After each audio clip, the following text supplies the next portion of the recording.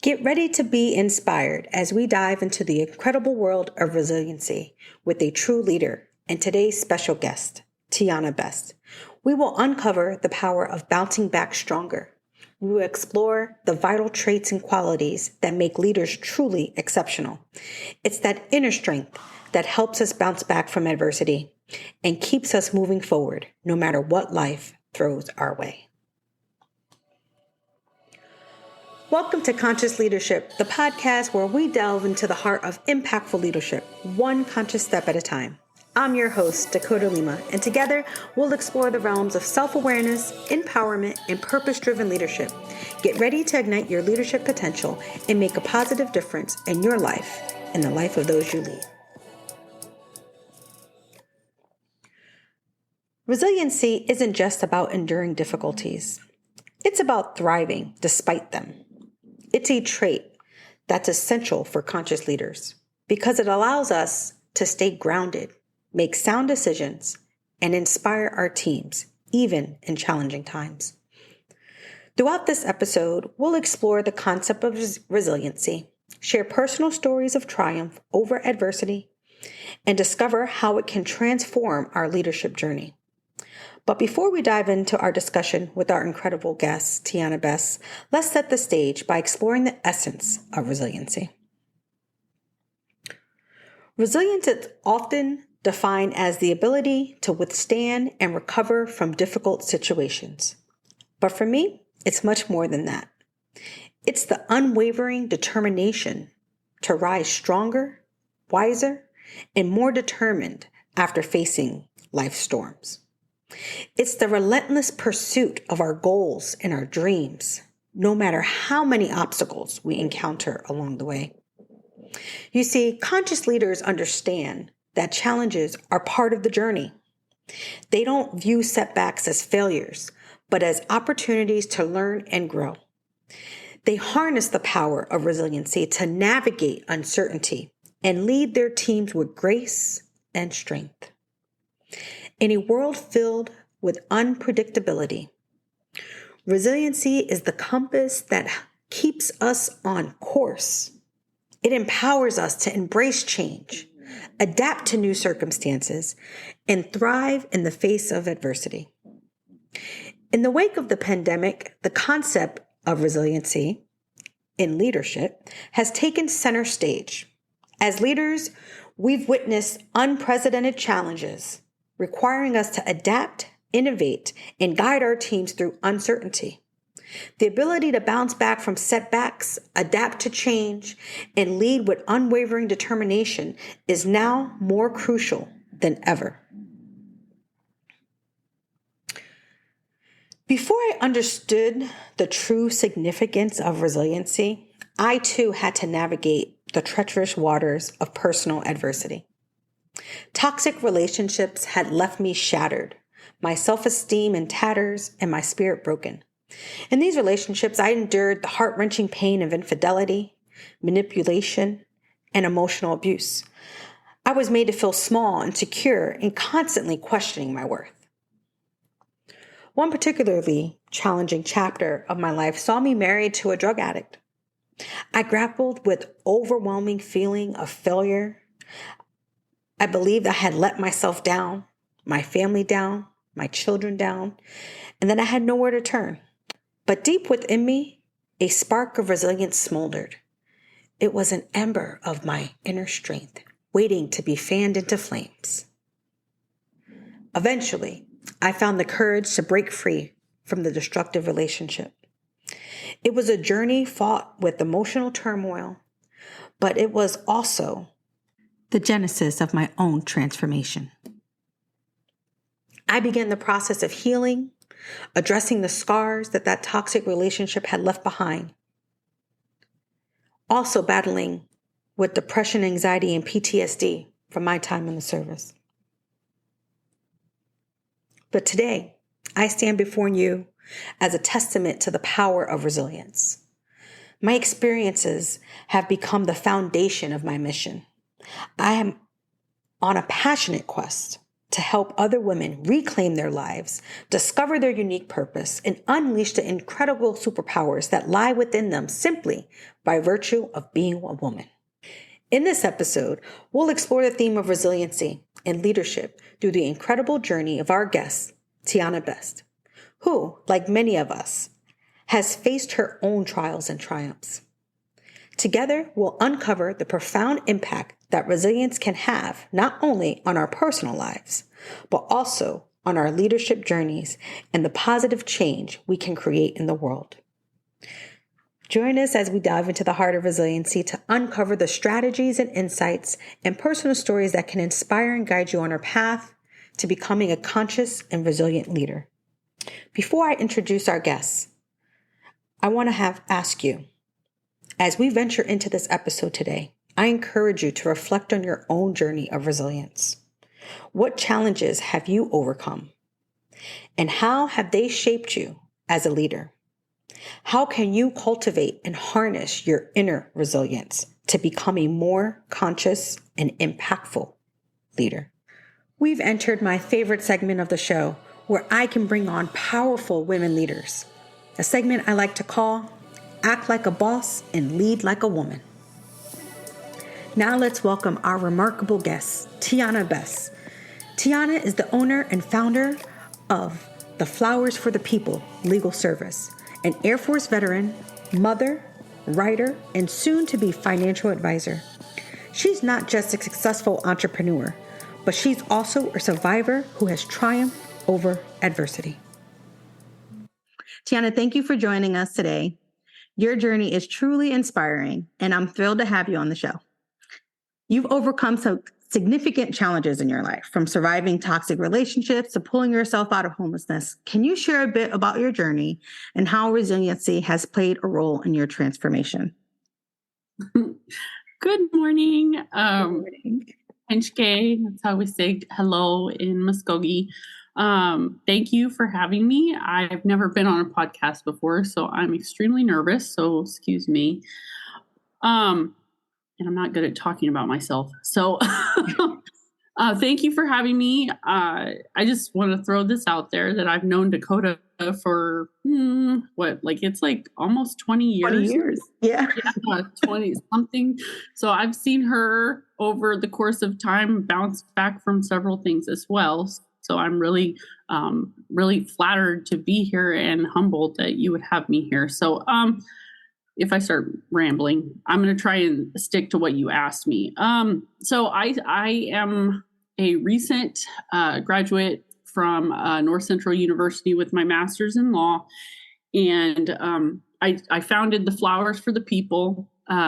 Actually, the name, the Flowers for the People, comes from, it's a group called Missing Flowers, and it's in regards to missing and murdered Indigenous people, men, women, and children. So the flowers is in reference to the people that are missing. So I founded that agency to make legal services more accessible, mostly to single mothers or single parents, but to be a different kind of resource so that it's not financially draining, and helping educate my clients to where they can take some steps on their own without having to hire an attorney. So that's the whole reason behind my business. But so I don't get off track. What would you like me to talk about first? Well, just explain to the listeners like your journey and how you've been able to transform your life and the different things and stages that you've gone through, because, you didn't start off always wanting to be a business owner or, helping. And so there's something that would have happened to you that said, hey, you know what, this, like for me, like I know for me, when I decided to do my business, it was to empower women. And it wasn't just to empower women just for the purpose of empowerment. It was, I've had some traumatic events. I had some toxic relationships as well. And I've had some things that I've gone through, like getting over depression, anxiety, and PTSD and all that. And I found a way to better my life because of it. And so for me, I just want to share that information that I have with other women so that those who find themselves in that type of situation can also better their life. So I'm assuming, like you said, the flowers it's representative of the people. And so, I know you're a huge advocate for MMIW. And, knowing that, that the flowers, it's a huge representation of that. And so I know you not only just help Indigenous people, but just like you said, women who are single parents and like yourself, people who've had to struggle or who've gotten screwed over by the system. And that's why you decided to go to legal school and help and be that representation for people who don't have it, or give them that information and knowledge. Cause like, I know you also do writing and grant writing, and like, you're trying to use the knowledge and the information that you have to help other people. Now, in order for you to get to that point, you've had to overcome some things. And so, with us talking about resiliency today, it's all about overcoming. It's all about overcoming adversity and just trying to find the steps to better yourself. So if you could just share a little bit about some of the things that you've gone through that kind of had you feeling down and out. And then what was it that you did to get yourself out of those situations to be where you are now? Okay.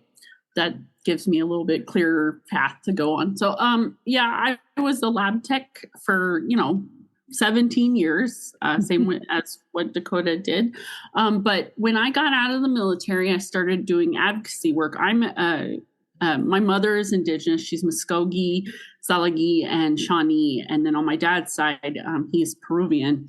So my heart was really with the Indigenous people when I came back to Oklahoma. But that is not what really tripped me up. So I made a journey to Canada, and I got involved in a relationship where I was going to marry this person, dated them for a year, and then I got trapped in a domestic violence situation where, I gave up my life, my job, I sold my house, I gave my animals to a different home, but I took my one daughter to go live with her father, and then the other one came with me.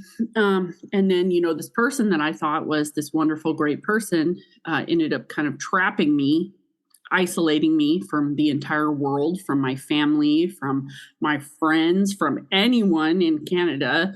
And he started to beat me. If I did anything wrong, I couldn't even breathe incorrectly, and he would hit me.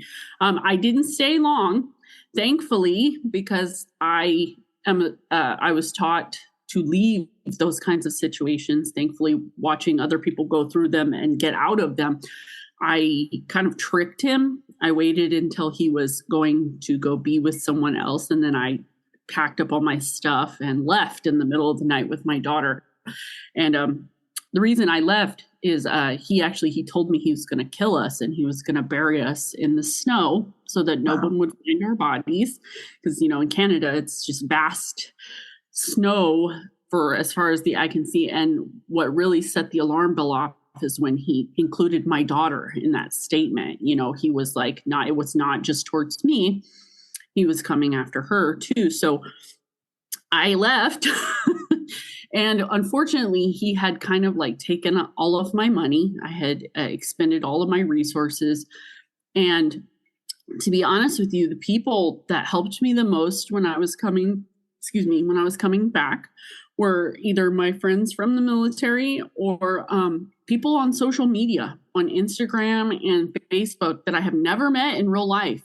Wow. Who the 4,000-mile journey back where we barely had any money for food and we did not really have places to stay because I was low on funds, people would buy a hotel room for us for the night. One of my friends from the military even let us stay for about a week, and she told us that we could stay there indefinitely if necessary. But anyway, we got back to Oklahoma, and none of my family helped us.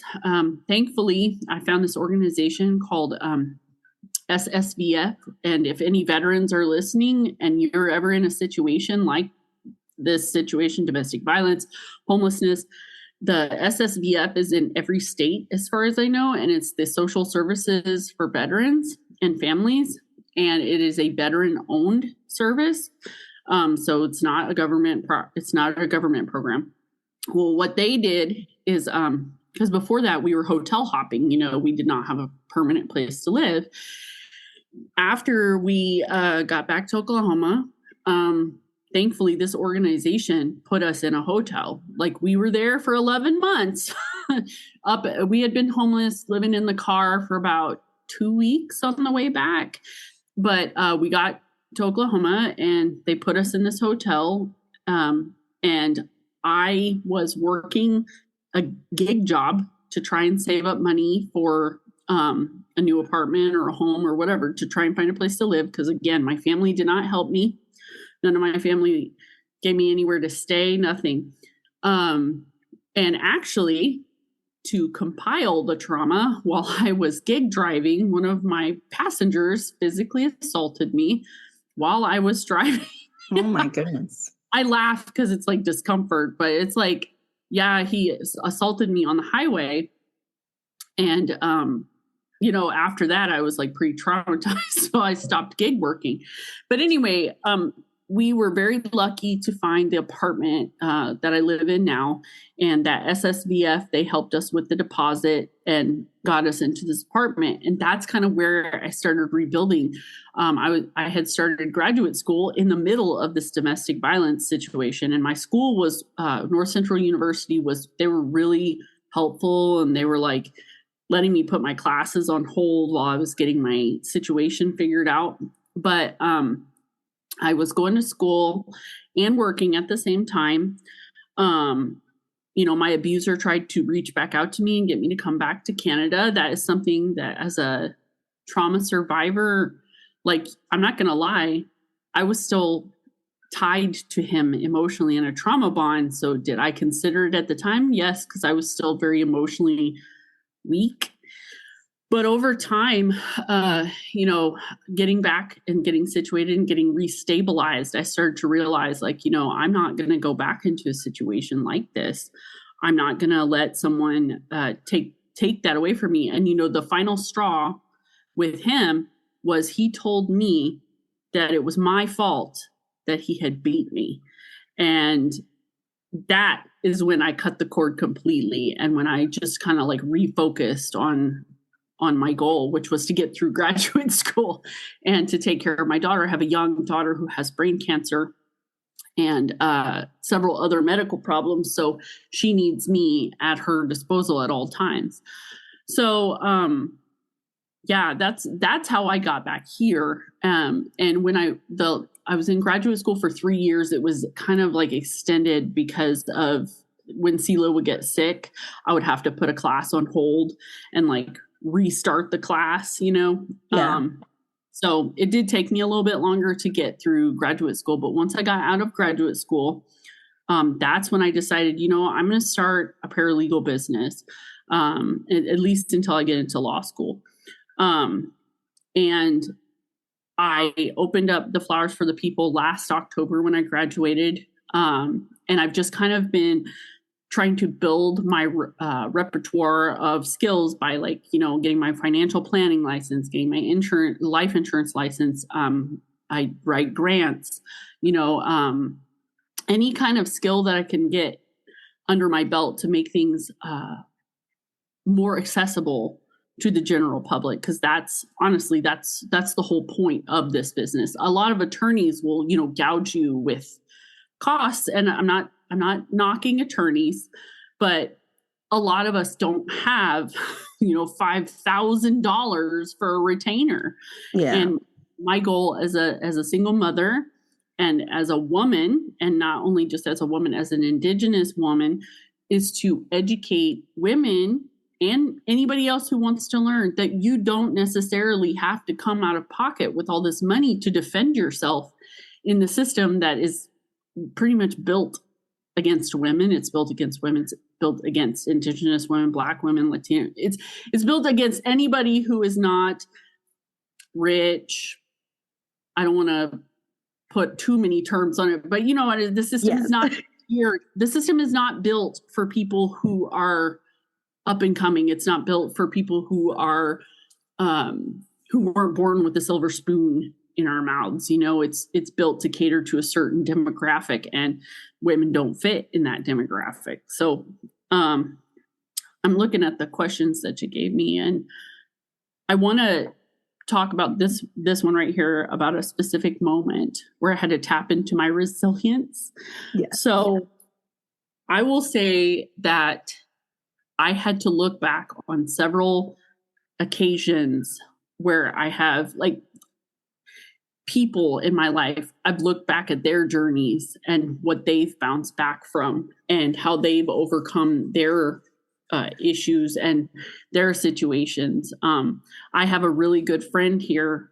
Her name is Delisa Jones, and she owns a thrift shop. It is a secondhand thrift shop, but she was in prison for drug trafficking or something for like a very long time. And when she came out, she had flipped her life around, and now she's a advocate for homeless people in the whole entire city. And she is like a beacon of light. And when I met her, it was at the very beginning of all this situation I was going through.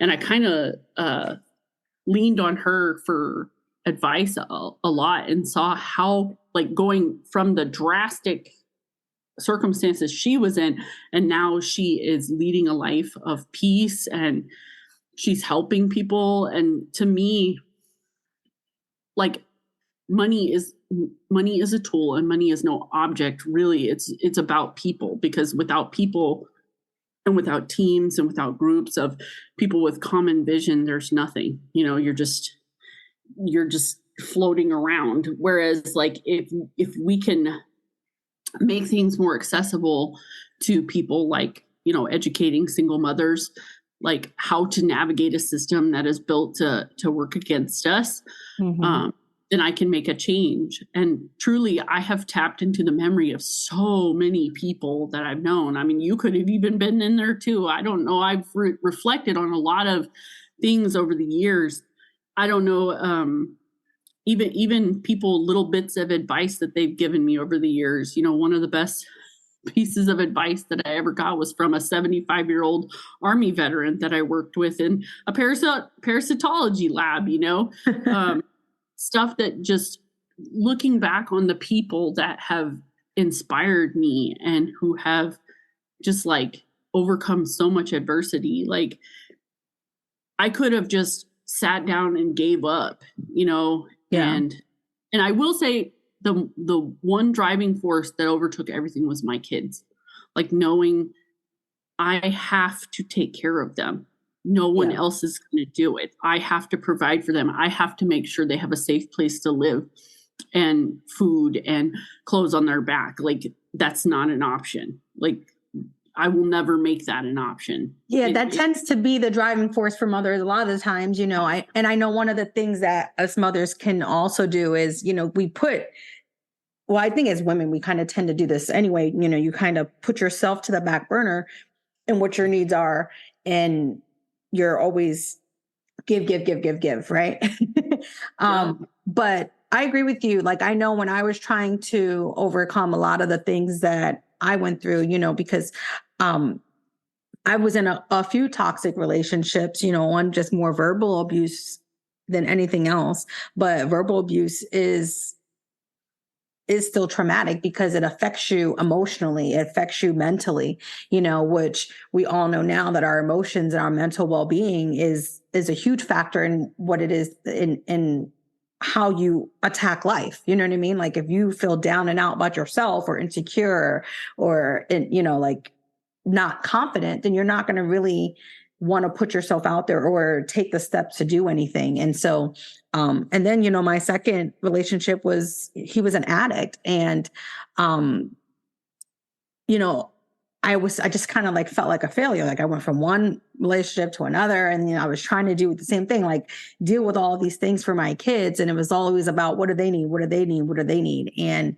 Or what did the military need? And it was never, what did I need? Like, I felt like I never looked at what I needed until after I got out of the military. And then I was like, that's a whole nother aspect of just the transition of getting out of the military and what you go through coming into the civilian world and trying to put your skills that you learn into action in the civilian world, and how some people can recognize, but not everyone does. Or, you're so used to having all of these, this is what you need to do, this is what's expected of you. And you kind of already have like a plan of action of where you need to go. So when it's up to you to decide, then it's like, oh, well, I've always been told what to do. So now what do I do? So you kind of have to figure out what it is you want to do, right?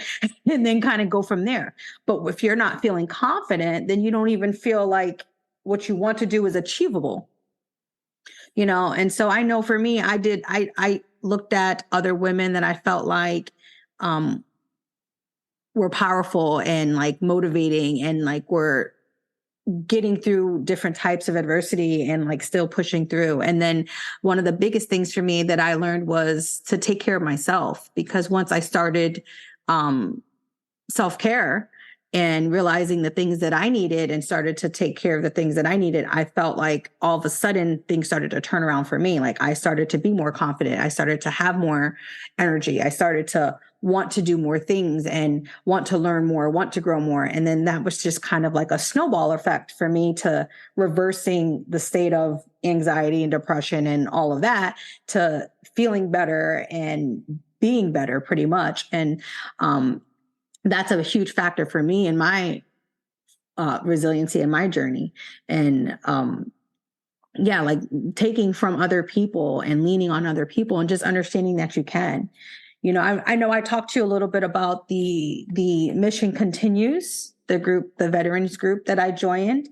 And so I'm part of this women veteran leadership program.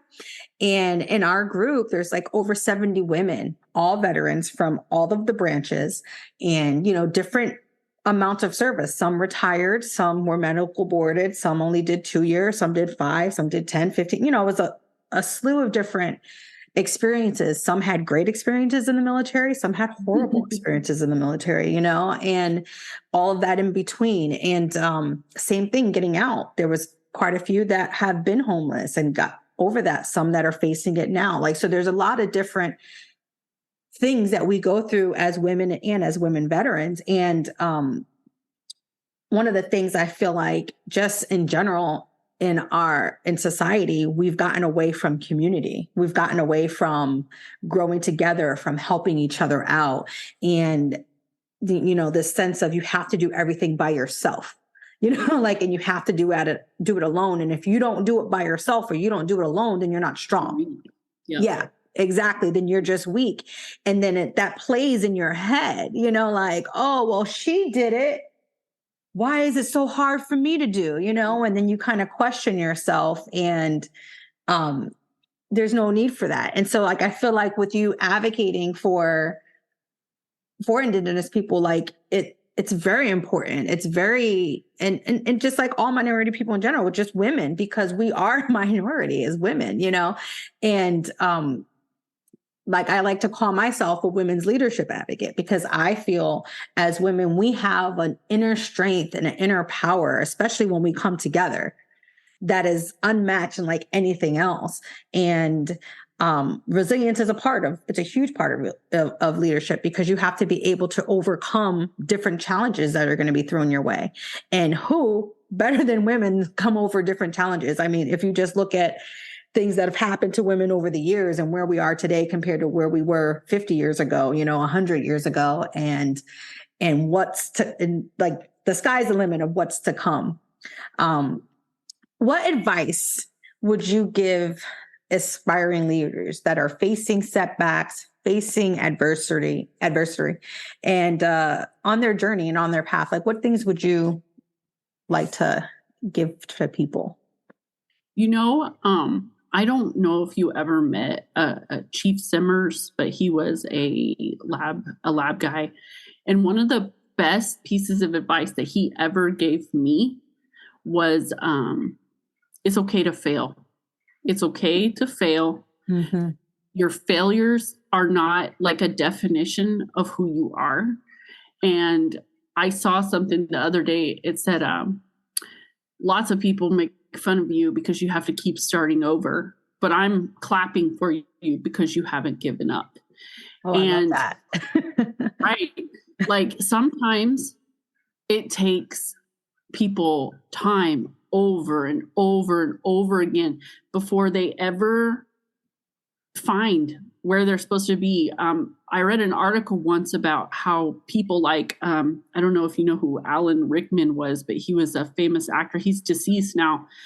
He was in the Harry Potter movies, but he did much more than the Harry Potter movies, but he didn't start acting until he was in his 40s. You know, he had a late start in life. Lots of people, inventors, scientists, people who've discovered things, women leaders, lots of people who have gone through so much. To be honest with you, I would rather follow someone that has been through the muck than someone who's had it all laid out for them. I'm not saying that people who have had it all laid out for them are necessarily bad leaders, but I'd say that someone who has gone through hell and come out of it on the other side, there's a really profound, what is the word I'm trying to think? Like there is just something about those people that you saw them in their pain and their sorrow and their bad places, and when they come out on the other side, they're fierce and they are like resilient. Like the phoenix is such a important emblem of rebirth. Like I feel like I love seeing people come out of the fire. I love it. So when Chief Simmers told us failure doesn't mean you're a bad leader, it doesn't mean anything. All it means is that you know what not to do next time and you learn. So I'd say, like the first time I ever had a client with my business, she was not happy with me with the work that I gave her. And I was like, okay, I'm sorry. I said, but could you please tell me what I can do better next time? So that way, when I have a client that comes to me with this situation, that I can be better for that person. And you know what? Instead of scolding me and putting me down, she did. She was like, look, these are the things that I wish you would have done. And, like, thanks for the effort that you put in, but this is what I expected. And I didn't take it as an insult or anything like that. I was like, thank you for taking the time to talk to me and help me become a better advocate for my clients and my customers, because that's who I'm here for. I'm not here for clout and stuff like that. The only reason I exist is because of the people who believe in me. So I'd say that is like, there are so many people out there who are like they're perfectionists and they expect something perfect on the first try. And it's like, that's not realistic. Actually, I have a great example, and I used this the other day.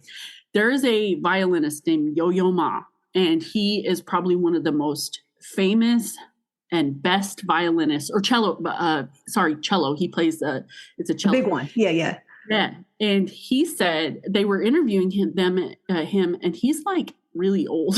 He's like in his 60s or 70s. And he's been playing since he was like tiny. And they said, what is the best advice you can give someone? He said, every day, put in the work for something that you love and believe in. If it's your passion, put in the work every day, because you are never going to stop learning. He said, yeah, I'm a really good musician, but I can always be better. And they're like, wow, you've been doing it for so long. You're considered one of the masters. And he's like, but I can always learn more. So I'd say acknowledging that failure is not a setback. It's something to learn from. And also that no matter what you're doing, you've never reached the end point necessarily. There's always something that you can grow and learn from. And improve. Yes. And like, I think that's one of the greatest things about being a human being is if you look at the world around us, scientists are still discovering new animals, new plants, new flowers, new this, new that. And it's because we're never done growing as human beings. So that's the biggest the biggest thing that has come to me, like anytime I would have like a setback or a failure, I'm like, God, like, what am I doing wrong? And then remembering that it's just a lesson for me to like do better next time, or do something completely different next time, or to listen to the constructive criticism of people around me and not take it as an attack, but as a way to improve, Yeah, no, I 100% agree. Like, I heard someone say before, if you're not growing, you're dying. And it's like, and it's really, it's like, are you being stagnant? And one of the things that happens, like when you are battling times when you feel down, sometimes you feel stagnant, you feel stuck, you know what I mean? And then it's hard to get the motivation to get out of that, but if you keep that in mind, like you said, what am I doing today that's, trying to work towards something that I want to achieve. You know what I mean? I guess the first step would be to kind of get clear on that, on what it is that you want. Because I know for me, that was the first thing I had to do. When I got out of the military, I didn't know what I wanted to do. I knew I wanted to be a business owner, but what type of business? I had no idea, because I knew nothing about business. Again, I'm in the military. I joined the military at age 20. I went to high school. I graduated high school. I went to college for 2 years, and then I went right into the military, and my life, I got pregnant early. My son's 18 now, about to be 19 this year. So like I've been a mother for as long as I can remember, like half my life. And so, like it was always about that, the military and my kids. So when I got out and it's like, what do you want to do now? Like, I knew I wanted to do something. I knew I wanted to make an impact. I'm an avid learner. I've been to school so many times. I went to nursing school. I went to school for human resource management. And now I'm in school for media communications, so it's kind of like, figure out what the hell you want to do. Right. But that's just it. It is. It's about having those experiences. It's about trying something and okay, you failed at that, but that's probably because it wasn't meant for you. Right. And you have to determine, like, as you're going through it, is this something that is in alignment with me? Is it something that I enjoy doing? Am I getting joy from this? Am I finding bliss and happiness? And if you're not, then it's probably not for you. Then it's like, okay, well, let's try something else, and not being afraid to do that. Like I couldn't tell you, like, I'm sure my family thinks I'm crazy because they're like, why won't you just go get a regular job? Why won't you just go do this? Why won't you just go do that? And it's because I don't want to, like because I decided when I decided to leave the military was I want to have a bigger impact. Not that the military doesn't. I believe the military has a huge impact on our world. Of course, like people are sacrificing their lives for our freedom. But I personally wanted to have a bigger impact. I wanted to see, and not just when we go volunteer and go do Habitat for Humanity or go do a food, like, because of course, all the volunteer work that we did in the military was great too. And I love volunteering, but I wanted to leave like a legacy behind in that, like when I look back on what I did with my life, who are the lives that I helped? What people did I help? What people did I help get better, and besides just my children, you know what I mean? Like, who did I affect in a positive way? And I always knew I wanted to have some type of impact, and I just didn't know what. I didn't know what at the time. And so trying to figure that out did cause a lot of ups and downs, did cause a lot of like failures. You know what I mean? Like I did like a consulting business, but it just wasn't in alignment with me. Like it wasn't what I wanted to teach, because though it had something to do with leadership, now I know it's more geared towards women. You know what I mean? But I didn't know that before. I didn't understand that before, so I was like all over the place, and I was just trying to figure things out. And so that's a huge piece of advice is don't be afraid to fail. Don't be afraid to try new things. Don't be afraid to put yourself out there, because once you do find that spark and that something that kind of gives you that motivation, it's going to help keep you going. It's going to help dig you out of a hole. It's going to help get you moving in the right direction. And then, yes, do a little bit of something every day. And it doesn't have to be your whole day. It could just be wake up an extra 30 minutes, read a book, join a course, sign up for a seminar, like take a trip or join a group in your local neighborhood that's doing things similar. You know what I mean? That to the things that you like to do, no matter what it is, whether it's painting, singing, exercising, like taekwondo, whatever, like anything. Just tap into it. And like, I'm a firm, huge believer is that everybody has a purpose and everybody has something that a gift that they're meant to share. And everybody's gifts are different. And when I say gift, that doesn't necessarily mean it has to be talent as if like you're a singer. You know what I mean? Right. No, everybody's gifts are different. Your gift, like some people's gifts could just be the way that they listen and communicate with people, the way that people are able to be drawn to them and like open up their hearts. You know what I'm saying? So like those people are going to probably be good, like counselors, like they give good advice. That could be your gift. It doesn't have to be. A lot of times people think when you say gifts, it's like, oh, well, I don't have any talents. Well, it doesn't have to be talents like that, So hone in on the things that make you uniquely you, make you special, and kind of run with that. Can you share, I have a couple more questions for you. Can you share like a specific moment on your journey? I think I already asked you this one. Yes, I did. So how do you pulled up that one. That's what it was. You threw me off. You were like, oh, I want to talk about this question. So in your experience though, how do you believe that leaders can strike a balance between resiliency or being resilient and also fostering it within the cultures of their teams and their organizations? Like, what would you feel is a good way to add that into your teams? When I worked at the first job I had getting out of the military, I worked at the Oklahoma Heart Hospital as the patient access manager, and I had a team of like 35 people. The biggest thing, and I would always ask them what they needed from me. That was my biggest thing.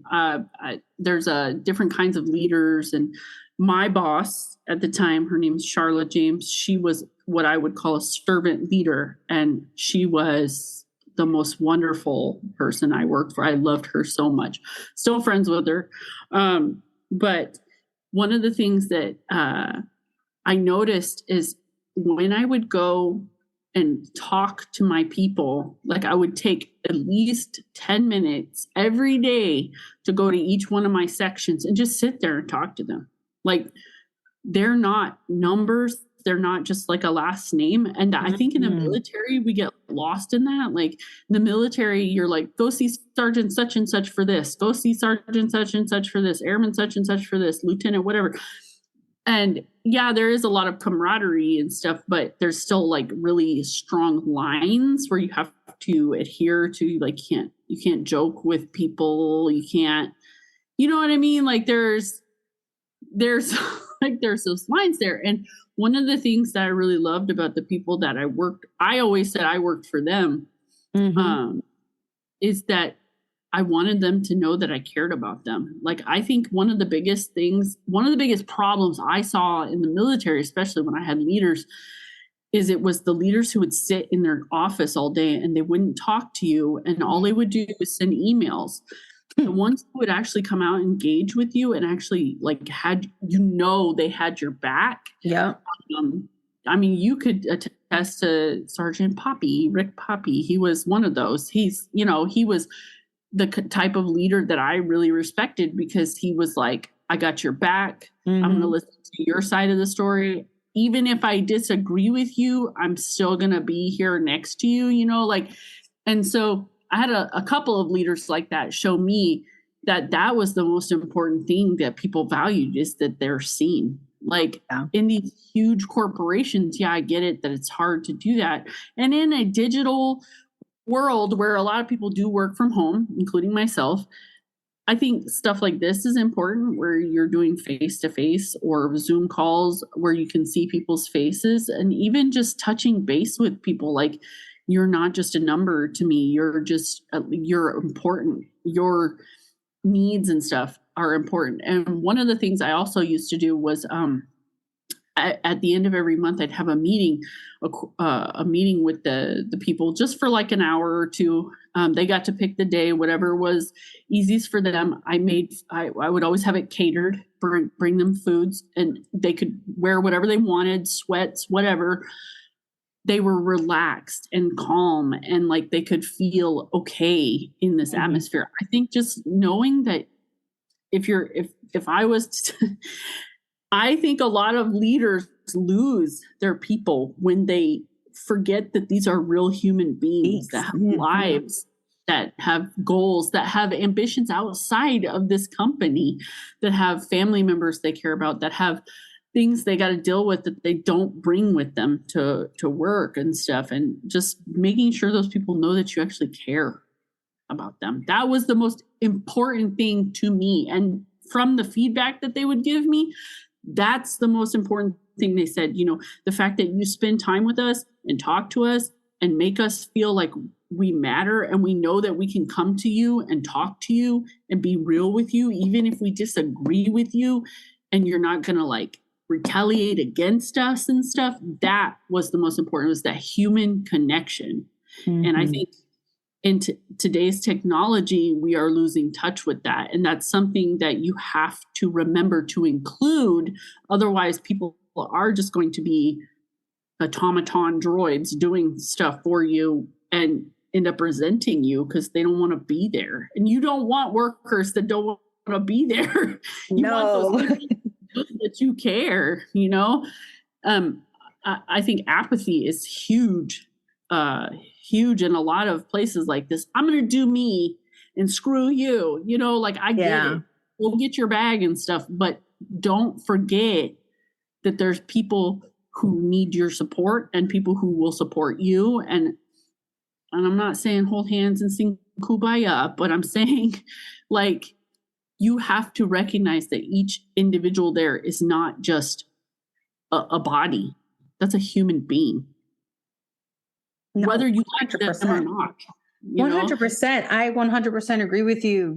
Servant leadership is such it's not something that a lot of people practice, but I feel like people need to practice it more, especially after COVID-19 and the pandemic and, the amount of changes that happened in the world and just like the upheaval that people had to go through. But just being a leader in general, like a leader can literally make or break a company, an organization. It can make or break a section in the military. It can make or break anything. And people, like you said, people just want to feel valued. They want to feel seen. They want to be heard. And if you as a leader take the time to go actually get to know your people, just like you said, it doesn't have to be a whole drawn out thing, but yes, taking the time to go walk around, saying hi, asking how they're doing, finding out about, like you said, those and their goals, the personal things that they want to achieve, because sometimes those goals can even be in alignment with the company. You know what I'm saying? And then that's when you can take the opportunity to mentor people, to bring them up, to give them those opportunities to flex their skills and their gifts. And you never know, it could end up growing into something that could help expand the business in the company that you have.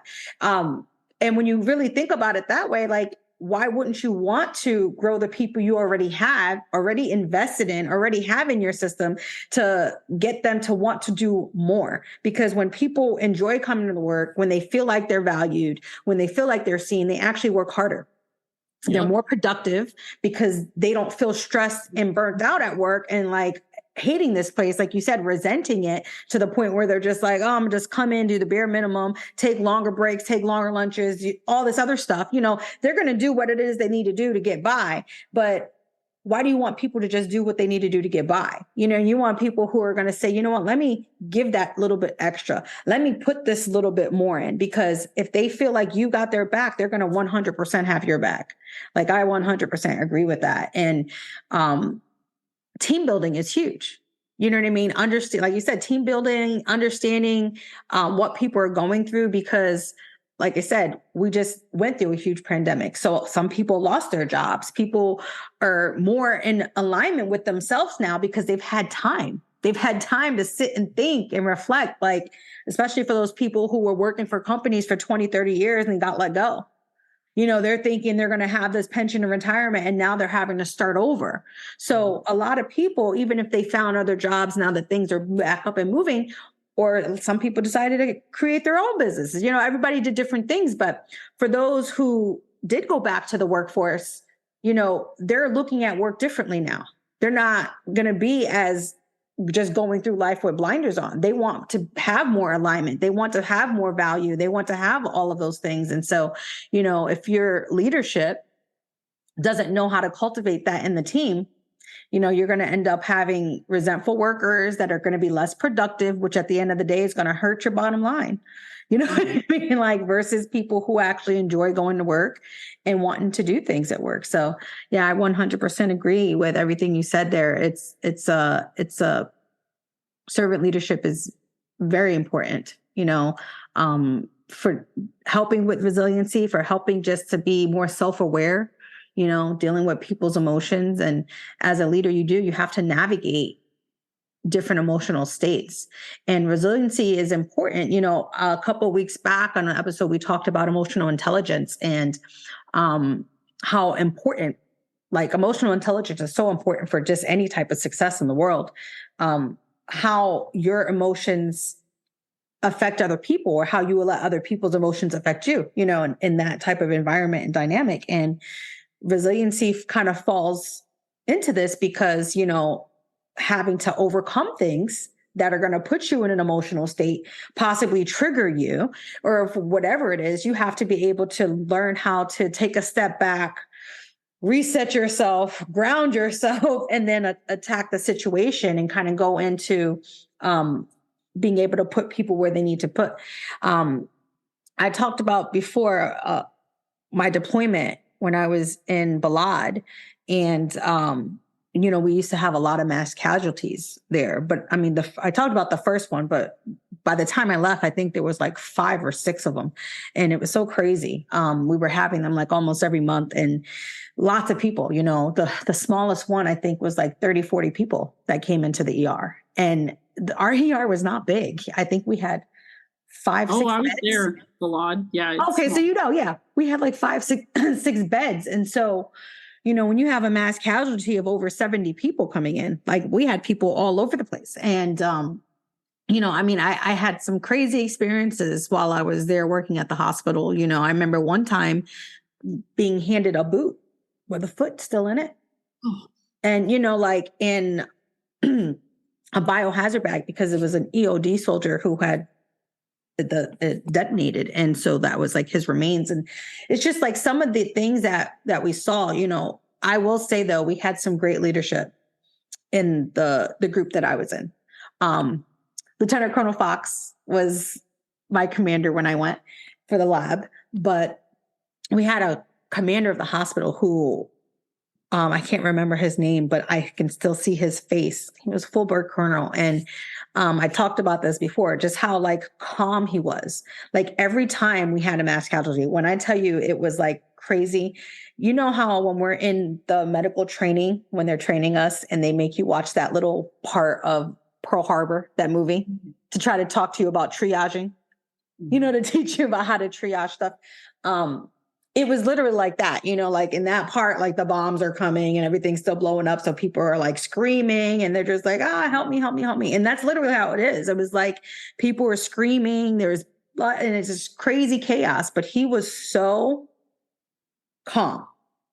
And he was just like, okay, you there, like just boom, boom, boom, boom, boom. And it was because he was able to be that way. And he was also like that with it throughout the whole time, but he was able to be that way in that time of crazy. It allowed everyone else to be calm and focus and just like do their job. You know what I mean? And execute the way we needed to execute, kind of like do the training. Like, you've been trained for this, like, let's go. You know what I'm saying? Like, it's real time. It's real life now. And so it's just like a testament to understanding your place as a leader. And when you understand your people and you can navigate difficulties like that and be able to bounce back and help other people bounce back, it's huge, And It's definitely a huge thing. So,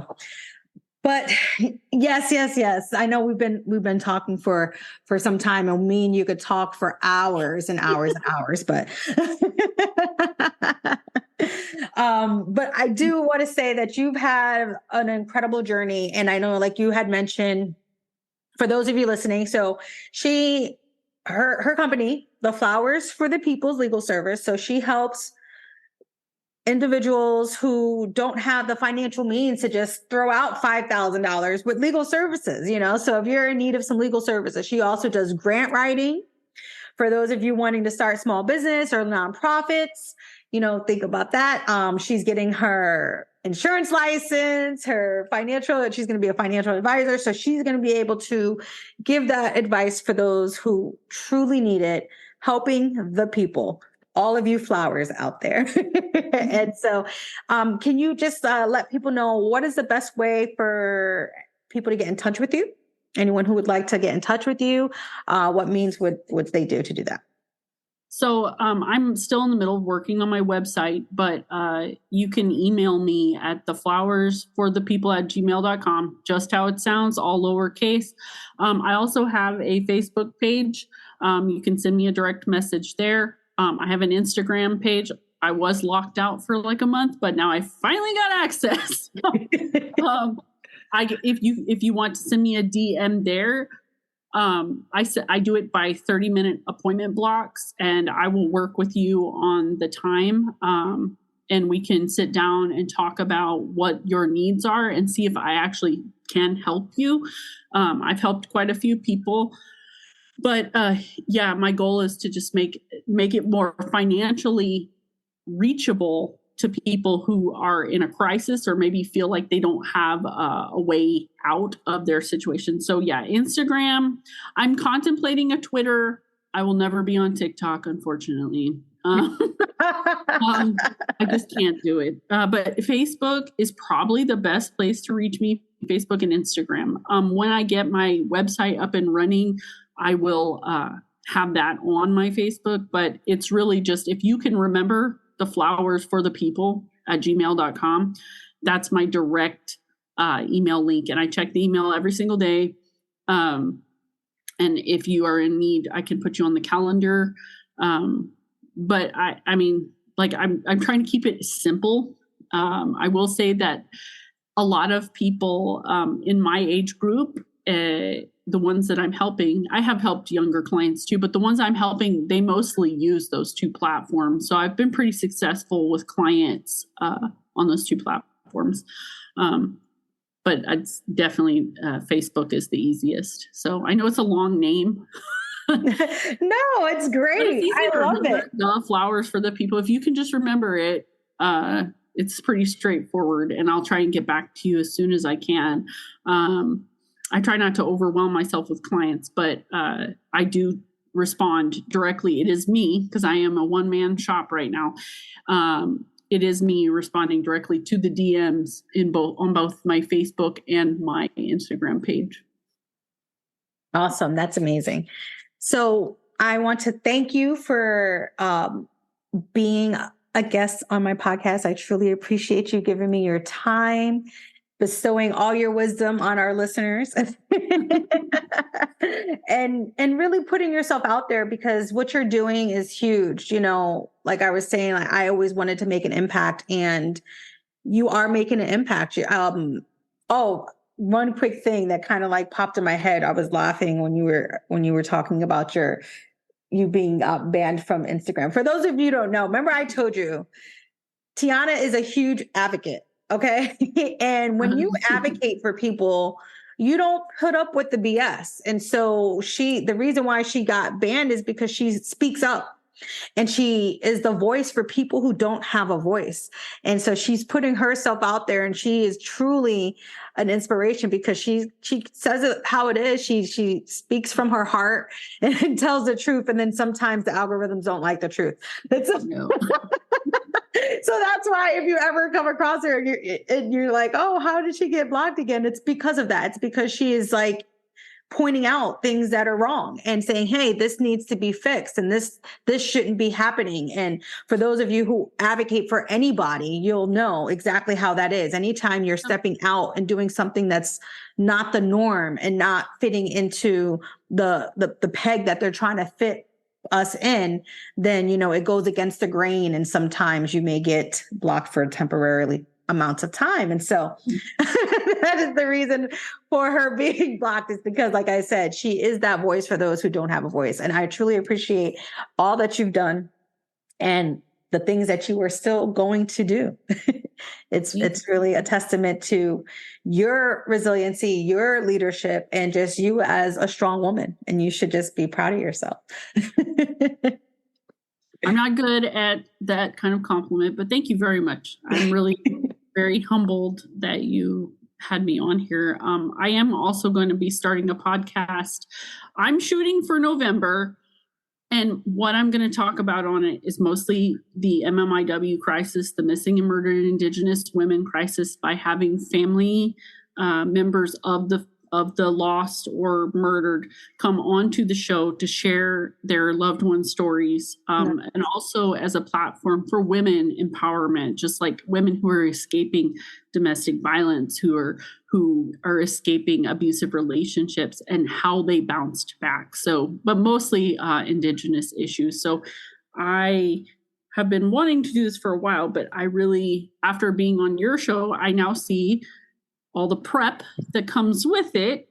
And I know I got to get my life together so I don't get overwhelmed. And if, this is actually a good learning experience for me to see how you have it set up. So that way, when I go forward, I can use some of the way that I see how you did it as a guideline. So thank you for that. And thank you for having me on here and allowing me to speak. I don't get to share my story a lot in a elongated sense. Like, I don't get to share the details of it. So Thank you very much for giving me this space. And I'm really proud of you for what you're doing. And I think that since I've known you for like this long and I've seen you go through different things, I think that you are on your way up. And I think that it's really important that I don't believe in competition against other women. I believe that we are going to be better together, no matter 100%. 100%. Whatever that lady over there is doing and sparkling and shining and being magnificent. Just because you are in a different niche doesn't mean you can't do the same in your own niche. I love memes, but I saw a meme that said, I'm not competing against you. I want you to win too. Yes. I want you to win too. I want all women to win, because systemically and historically, women haven't won. We have always had to push back, especially women falling into marginalized and minority categories. Like, those women winning is extremely important. But I'm really proud of you. So thank you for I would love to thank you one more time, Tiana, for just coming onto my show. I truly appreciate your time. And as we conclude this episode, I'm reminded of the remarkable journey of resilience, a journey that spans personal battles and the global challenges we collectively face. It's clear that resiliency isn't just a desirable trait for leaders, it's an imperative one. Through my own trials, I've discovered that resiliency isn't about being impervious to hardship. It's about having the courage to face adversity head on, to rise stronger from the ashes, and to carry those lessons forward. It's about understanding that within each of us lies the power to overcome, to heal, and to lead with unwavering determination. Tiana Bess, our extraordinary guest, embodies the essence of resiliency. Her journey from surviving a toxic relationship to thriving as a successful entrepreneur and advocating for MMIW is a testament to the indomitable human spirit. We've had the privilege of hearing her story and gleaning insights that can illuminate our own paths to conscious leadership. As you go forth from this episode, I encourage you to reflect on your own journey of resiliency. What challenges have you faced? How have they shaped you as a leader? What lessons can you carry forward to inspire, guide, and uplift those you lead? Remember, resilience is not a solitary endeavor. It's a collective strength that we as conscious leaders can nurture within our teams and organizations. By fostering a culture of resiliency, we empower others to overcome, adapt, and thrive. Thank you for tuning in to another episode of Conscious Leadership and for joining us on this exploration of resiliency and leadership. Continue to lead with resilience, lead with your heart, and lead consciously. I hope today's insights have ignited your passion for empowered and purposeful leadership. Remember, conscious leadership is not just a destination. It's a continuous journey of growth and transformation. If you've enjoyed this episode, please be sure to subscribe and share it with fellow leaders. Until next time, keep thriving, keep leading, keep growing. This is Dakota, signing out. Thank you.